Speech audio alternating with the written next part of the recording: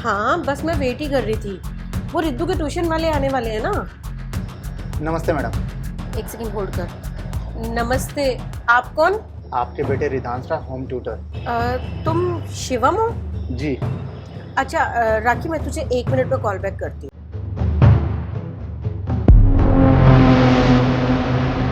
आ जाओ अंदर। जी। 1 सेकंड, ये चप्पलें ना यहीं उतार देना, क्योंकि हम बाहर की चप्पलें ना अंदर नहीं लाते।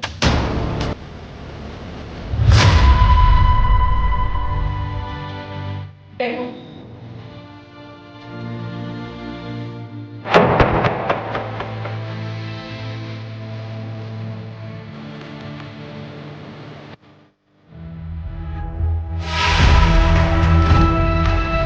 तो coming straight to the point, आप मेरे बेटे को पढ़ा पाएंगे?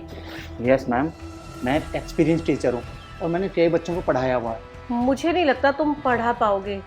एक ना इंग्लिश कोट है, मैं हिंदी में एक्सप्लेन करती हूँ। इंसान की पहचान ना उसके जूतों से होती है, और मैं इंसान को कभी पहचानने में चूक नहीं करती हूँ। द पॉइंट इज कि मेरे बेटे का ना ICSE बोर्ड है और सब कुछ इंग्लिश में ही होता है, और तुम्हें देख के लग रहा है कि तुम किसी गांव से बिलोंग करते हो। तुम्हारे कपड़े, तुम्हारा रहन सहन, सब कुछ। और अगर मेरा बेटा रिध्यांश तुमसे ट्यूशन लेगा ना, तो वो बिल्कुल तुम्हारे जैसा बन जाएगा, जो मैं बिल्कुल नहीं चाहती हूँ। प्लीज बुरा मत मानना, मैं सिर्फ फैक्ट्स बता रही थी। नहीं मैडम, मैं कोई बुरा नहीं मान रहा, बस मुझे तो आपके बच्चे की फ्यूचर की चिंता हो रही है। मतलब मैडम, माँ एक बच्चे की पहली गुरु होती है, और जिस माँ की ऐसी सोच हो वो बच्चा आगे जाकर क्या ही करेगा। मतलब कहना क्या चाहते हो तुम? मतलब मैडम, आपने मुझे इतना कुछ बोला और मैंने आपको बिना टोके सुना।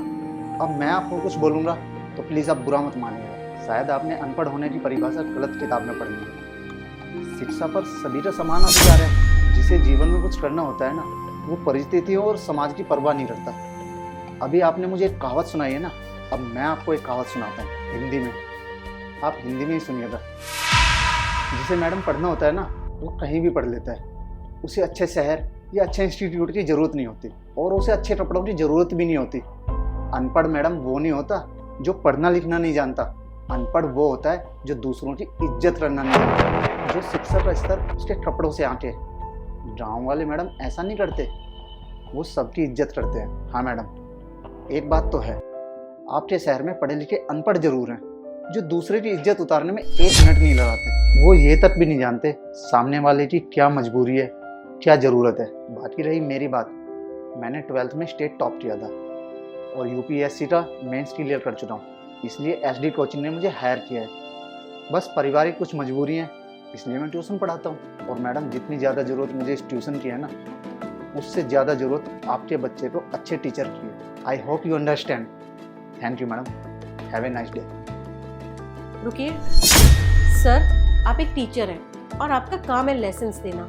अब मैं समझ गई हूँ कि मेरे बच्चे के लिए आपसे अच्छा टीचर कोई नहीं हो सकता।